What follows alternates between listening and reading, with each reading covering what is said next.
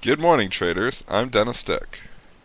And I'm Joel Elconin, and welcome to Monday's edition of Pre-Market Info.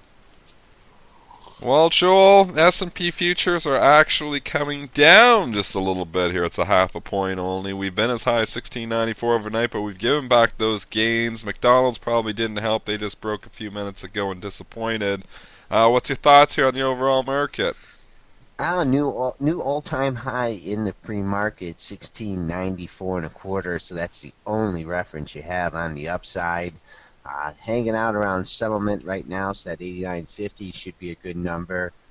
Not looking for a breakdown in the SPOOs until we can clip below The 1685. resiliency in this market, though, because think about how many companies have reported disappointing earnings. We've had Coke miss, UPS warn, we've had Google and Microsoft miss last week. Now this morning we've had McDonald's miss earnings here too, and it's getting killed. The market continues to just shrug all this stuff off. Let's just talk quickly about the McDonald's report here because it was disappointing. $1.38 versus $1.40, so missing on the bottom line. The top line too, they missed on 7.08 billion versus 7.10 billion estimates. Global comps were only up 1%. Estimates were up as high as 1.5. So they basically disappointed all over the place here in this report, and they are beating the stock up here this morning. McDonald's is trading down over $2 here in the pre-market. Did I ever tell you my Mickey D's story with my dad? We No. stopped at a Mickey D's. Was back in late 70s or Holy so, cow, you're dating early, yourself. dating myself here. And he said, "Who's going to pay a nickel for a weak cup of coffee and a dime for a stale hamburger?" And that is one of his old time worst predictions. But that and the television wouldn't make it. But Television. Your dad had some great calls there. McDonald's not gonna make it. Television not gonna make it back in the '70s. So, I guess he should have stuck with the horse racing there, right? correct. Let's just take a look here at the Mickey D's. We are trading down 234 at 97.93. Really, just not getting any kind of a bounce here Nothing. in the pre-market. Nope. Pretty, yeah, kind of like the way that Microsoft, Yep. where there was Just just kept beating it up. no, yeah, no. But we'll take a look at this $98 level. You did have a low back in June, right at 98, so we seem to be hogging that level. If you do open up below there, then get a rally above that, perhaps it'd be a chance to take a look at it on the long side. Below that 90, below the 98, there's really not even hot in the entire 97 handle. You had another low just above 97, also in June, but 98 should be a good swing number in Mickey D's today. Just looking at that chart there, look at that whole little head and shoulders thing that happened to you. Not that we're ever pattern traders here, but just jumps out at you. If you look from early July, you had the whole left shoulder going on, just floating around the 100, and now you've changed the chart on me, but you had that $100 in early July, and then in mid-July we got up and made a double top right under 102, and then the right shoulder here the last 3 days, and obviously now the breakdown day, so all your technicians will come out and say, oh, that head and shoulders pattern, and then it's breaking down here now. But fundamentally, obviously not looking that great, technically not looking that great. Not a good day for McDonald's longs, but like we were saying, Joel, this market just continues to shrug off all these bad earnings, despite the Google Microsoft misses there on Thursday night. The market closes at all-time highs again on Friday. So what is going to knock this market down? You're asking the wrong person You're here on asking that. me. But the reason I brought up this longer term chart is Mickey D's has basically been dead money here. Look at this thing. It snuck over 100 back in the end of 2011, and just hung out, dipped below 100 a few times, more than a few times. Now it seems to get back over that level. So I mean, this thing has topped out way, way ahead of the market. So maybe Mickey D's might be a precursor of things to come for the overall market. Well, a couple years, but putting it all in perspective, it has been a hell of a run though from 2006 when this thing was down at $35. So when you put it into perspective, it's been a good 7 or 8 year run. The last couple of years, it's kind of maybe just taken a good breather here, and obviously this whole $100 psychological level has just been resistance, or the whole area has been trouble for McDonald's to really get going through for the last 2 years. We did have a couple other companies report here, but first I just want to talk about gold because we are getting a good rally here in gold this morning, up over $20 here. Just quietly, gold continues to rally slowly every day. So, basically bottoming out a couple weeks ago there, we were down 1179 when we look at that chart. We're up over 1319. So we've quietly had a 140-point rally in gold futures. The miners have all come back strong here as well. Well, you're also getting a little bit of your Barron's boost here. Favorable article and over the weekend in Barron's saying how it should be trading up to 1500, which is not that bold of a call considering it's fallen off a cliff since 1500. Kind of getting into a little gappy area here up to 1350 here. I don't think it's going to go straight up to that level, but longer term, that's going to be a key support level. Coming back on the downside here. I mean, we are above the $1,300 level that we were looking to break out above. So if you do pull back to that area, you should find some minor support there at 1,300. But still, what's the major driver here for for gold to really have a major rally? I don't know if it needs one right now. The funny thing is, here the S&P futures are at the highs here, so we always say when fear comes back in, gold should start moving up too. But for some reason, in the last 3 or 4 months, gold just seems to be correlated with the overall market. It doesn't seem to be a defensive issue. It seems to be going with the market. When the market making new highs, the S&P futures, gold seems to be just moving right along with it. And obviously, and honestly, in the last few days, kind of leading this rally here because the gold stocks have been performing very, very well. They've been one of your strongest sectors in the past couple of weeks. The individual miners here are rallying strong too. I mean, you get a 20-point pop in gold, you're going to see the miners pop. You got the Newmont chart up there now, and it's trading up at 29.5, so it's up almost $1 here in the pre-market. That's getting close to that $30 area from where it broke down a month ago. Yeah, but how many times have we seen these kind of, I up opens, 3% up 86 cents in a stock like Newmont, and then just, by the end of the day, it's up nowhere near that, the pop and the drop here. You did get a break above the $29 level. It had a couple tops there. You do have resistance up at 30, but, it should be interesting to see if we take out 29.60 was the pre-market high. We're only a nickel away from there. So it'd be interesting to see if it can just blow through this 30 handle. 29.81 was the high on July 3rd, so that's another resistance level. But let's see if if the fluff is in now, and if it can continue up towards 30. But I'd be a little bit surprised. Couple other smaller companies that reported here, not your mega caps, but some still sizable companies. Halliburton reported earnings here this morning, 73 cents versus 72 cents. 7.32 billion versus 7.29 billion. So a small beat on the top, a small beat on the bottom. It was actually popping up a little bit there after the report, but it's giving it back now, trading near the lows of the session at 45.66, which is actually down 20 cents on the day. Yeah, you did get a pop over the $46 level up to 46.74, and it's kind of fallen off a cliff since then. Just making a recent low here at 45.65. Taking a look at the daily, had a major spread from 43.50 up to nearly the $46 level. So coming back, giving a little bit back here on the earnings. I would look just when you have these kind of run-ups, I mean, it's really hard to find support levels, when it comes back down since it ran up so quickly. 44.93 was your low on Friday, and that just nicked Thursday's high right, exactly to the tick. So let's keep an eye on that $45 level, 44.93. If it takes that out, there is a lot of room under that, but that should be support here early in the session. And for resistance, just keep an eye on that $46 marker. I know we traded through it in the pre-market, but the high of the move and the high on Friday was $45.99. I do see some size in the New York book at 46. So I think you will find possibly some resistance in the 45.90s if the stock really goes into rally mode and takes that 46. Obviously, it opens up, but that's my swing number. I'm looking at that $46 here on the Halliburton. Hasbro also reported earnings. HAS, we kind of thought they might miss because of Mattel. Well, that has come to fruition because Hasbro missed big time on the top and the bottom line. Top line 766 million versus 795.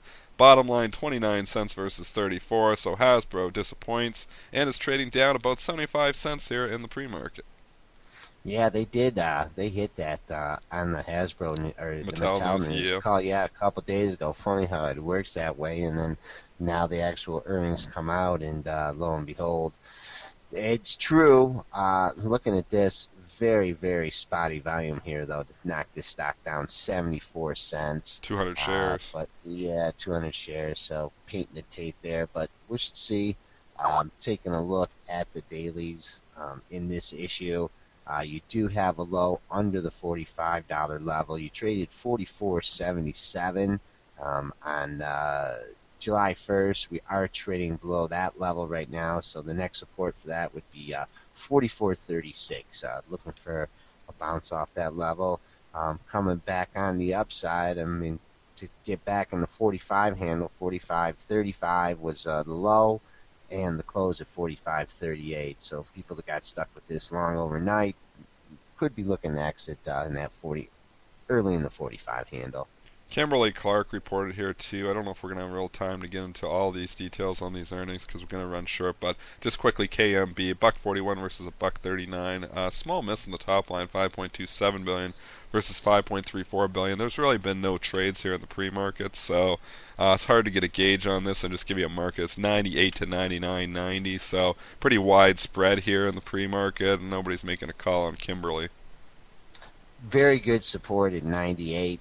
Bounced off that a few times and coming back on the upside. You trading right, went out right at the high in the close. So see if you can get some follow through off that number up to the figure at 100. NFLX reports here tonight, Joel. Obviously, this is a stock that just baffles my mind that it can continue to run. It was a stock a year ago was trading down at $50. Icon getting involved, and then I remember it took off through the 100, took off into through the 200 level. Now it's 266 here this morning, up another buck. It just feels like it wants to make that run up to the all-time highs, which were set back in 2011. We took 304.79 before that ridiculous sell-off. I cannot believe the stock is back at these lofty prices, but it is, and you can't fight with momentum. This is the momentum market, and when the stocks start getting momentum, fundamentals just don't matter. Yeah, I think this app probably has to be like our all-time wrong predictions on Oh, stocks. I know. It's I hated been with Netflix. this Netflix. I hated it all the way down, so I was right for a long time. I hated it all the way as it's rallied, so I don't know. Don't listen to me on Netflix, guys. Yeah, 267.95 was the high from Friday, so that's your resistance point. And also snuck over the 270 level, 270.31 on Thursday, so those are your resistance points.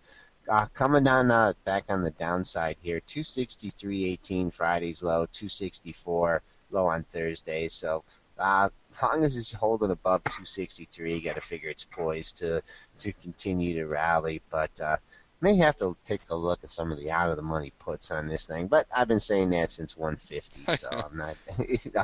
It's an unbelievable run. Unbelievable run.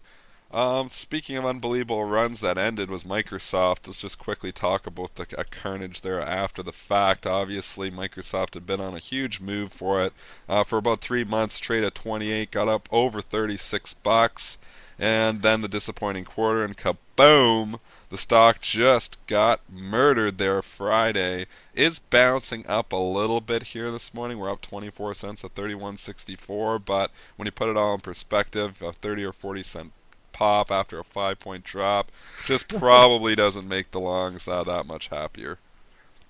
We did sneak up here in the pre-market to 31.78. We've hit that a few times. So if you're taking a look to trade this off the open, looking for some follow-through momentum, definitely need to just get up and hit that 31.78 level. Keep going. 32. Now that we're way away from that 36 level, I think these the intermediate round numbers are going to start to accumulate with some size. I'm also, you got to be sure there's some people that just got buried on Friday trying to pick a bottom of this, all the way down to 31.02. That was Friday's low. Be interesting if it can sneak down there and maybe make a double bottom and give you a reference point. It was really a tech wreck across the board there on Friday. Joel, with IBM opening near the highs, getting killed. Hewlett Packard opening near the highs, getting killed. And also Apple opened near the highs and then lost $10 as well. So they were selling tech and they were buying some defensive stocks, which we were talking about in our update. But basically, Apple there, what do you think on this one? It's going to report earnings Tuesday evening. The stock obviously lost $10. BMO is coming out this morning, BMO Capital. They're thinking there could be some short-term upside here, possibly even on their earnings report. They're raising their price target, BMO is. So a little bit of good news for Apple, and it's bouncing $1.50 here today. But what's your thoughts here looking ahead to Tuesday's earnings? I like to see how it trades here. I mean, we're getting a bounce up to 426.50 just to take a quick look in the pre-market. You did make a pre-market high 427.56, so that'll be a level to keep on the upside. But looking at the daily, they have a bunch of lows here in the lower 420s here, 423.41, 424.80, 421.17. So I think if long as you could just hold that level, hold above 420, you can maybe sneak back up. But major resistance, back at that 435 level, 434.87. But I'd like to see it sneak down maybe like 422, 423. Maybe take a look at some of the outer money calls if you want to take a shot on this thing going into earnings. The trouble is with those calls when you're buying them ahead of the earnings, there's so much premium in there because people don't want to buy the stock; they just want to gamble on the options, and they jack up the prices. So it's hard to pay. I always find it hard to pay the premium ahead of the earnings reports on some of these things because it gets really pricey. So, but I guess it all depends on your risk return and everything and analyzing that. But premiums are something to consider there. Lots of upgrades, downgrades here. Let's just focus on a few of them. You've got Juniper, JNPR, getting downgraded here at Jefferies. Juniper held up pretty well on Friday there. Actually, I think ended up closing higher, 21.04, but it is falling back down here today with this downgrade from Jefferies. Trading down about 35 cents, 40 cents now in the pre-market. Yeah, that's a little bit of a move there. Nice steady climb, which you have 1, 2, 3, 4, 5, 6, 7. Oh, the old 8-day rule, 8 days up in a row, and now you're getting a downgrade here. Lot of support in this issue. 20 and a quarter. You had a double bottom there. Then buyers stepped up to 20.36 the next day. So I'm looking for good support at that level. Haven't quite got there yet in the pre-market. Pre-market low currently stands at 20.50. So quarter, 25 cents away from pretty good support. Juniper coming back on the upside. You have to look at Friday's low, 20.89, and the close right at 21.04 as resistance points. Crocs getting downgraded at Wedbush here. Stocks trading down. CROX trading down about 20 cents in the pre-market. Had a little bit of a rough outing on Friday. It was closed the previous day above 17. Broke through 17 and kind of closed near the lows. We always get a little concerned when a stock closes near the lows there. And now obviously it's breaking down here again with the downgrade. Yeah, looking at the pre-market, you did get a dip down to 16.30, getting a little reprieve there, trading up at 16.55. Taking a look at the daily. That 1630 number is big on the daily too. 4 days ago, you bottomed right on the kisser at 1632. So somebody's trading the pre-market. They were looking at that low and trying to defend that level. And just looking at it, a little bit longer term perspective, you had a low at that 1508 and that rally above above 1750, 2.5 point move. Buck and a quarter there would take you to the 16 quarter in a level. So that's a key area for Crocs to hold here in order to continue its uptrend. Under 16 and a quarter, Dennis, surely could test that $16 level. 15.93 was the low on June 28th, but I'm not a big fan of those shoes for anybody over 9 years old.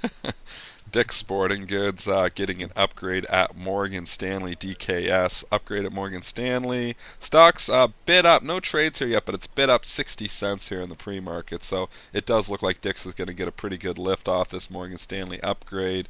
Chart looking pretty good too. If it does open up, 51.36 was the high we set 5 days ago. If it can start to open up over there, I kind of see some air up to the 52 area. Yeah, a couple highs, 5104, 5114, 5119, 5136. So that whole area, along with having a high at 5136 on June 27th, that's just a key area. Where'd you say it's bid up It's to? 51.32. Bid for 2,000 shares up there too, and Ooh. nobody's sniffing them. So like he's been bid there. I looked at it a while ago. That order's been there for a while. So nobody's willing to hit him at 51.32. Makes me think it's going to open up and probably higher than that. And an upgrade, huh? Yeah, Morgan Stanley, pretty big, bro. Obviously one of your biggest. So they are definitely influential there. And I know Dick's, it can move off upgrades. I've seen in the past move $2-3 on an upgrade. I don't think it's got that much gas in it today, but I think it could pop to that 52 area for sure. Okay, I think if you're tempted to hit that bid, I'm not. coming back down. No, I know you're not, Des.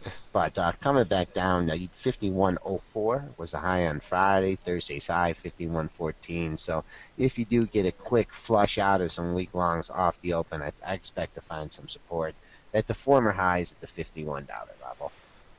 Just looking ahead to tomorrow's earnings, we did say Apple is obviously reporting there tomorrow night. You've also got AT&T going to report earnings here tomorrow. Let's do a quick technical. It's obviously one of your big top S&P components. It's only traded a couple hundred shares here this morning, but this whole 36 area did break out over 3 days ago. But man, it's just had a lot of tops in this whole $36, just under 36. Yeah, a lot of tops and also a lot of bottoms in this thing at in the lower 35s here.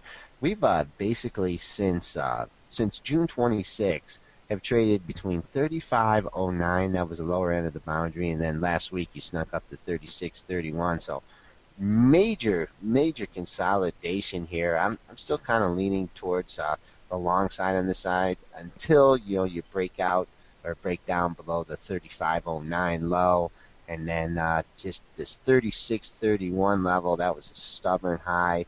You ran into some highs back on June 14th at that exact same level, 36.31, 36.35. But if you're going, with the correlations in the sectors, the Verizon numbers were a little bit of a disappointment. So have to keep an eye on the numbers from T. You've also got UPS going to report. They have already warned. Obviously, we saw the big sell-off when UPS warned about this quarter. They will come out with their numbers tomorrow, so we'll see what that warning, if they really do disappoint there on the lowered expectations, or if they beat the lowered expectations. It has bounced back, UPS, since the warning. We got down to under 80, or right around almost down to $85 after the stock had traded up to 92. So obviously UPS has now come back here, and it's gotten back almost half of those losses that it did after it warned. Yep, exactly. So if any kind of rally continues today, I think that 88.5 level should be key. And just interesting note on this, that that washout day, you did get a low at what was it on the washout day? Washout day, you got it to 85 and a quarter. And then it just hung out there, 85.45, 85.49, hung out there, and then got a nice rally. So where the major support looms for UPS. Well, we'll find out about all those reports tomorrow here. S&P futures just still hanging out, down $1, or actually only down 1/4 of a point now. So we'll see if the resiliency in this market continues to maybe shrug off the McDonald's numbers, and if we can approach those new highs that we set in the pre-market, 16.94 and 1/4. That's our show for today, guys. Have a great day, and we'll be back with you tomorrow morning.